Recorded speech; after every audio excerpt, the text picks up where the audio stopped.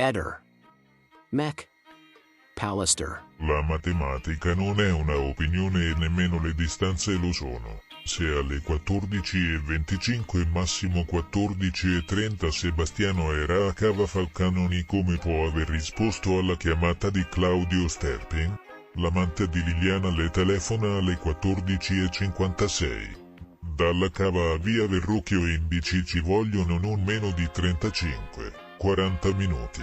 Sarebbe stato quindi impossibile per lui essere a casa prima delle 15:05. Ricordiamo che a quei tempi era molto più in carne di adesso e reduce da zoppia. Se ha risposto a Claudio, l'unica spiegazione è che Sebastiano avesse con sé i telefoni di Lily.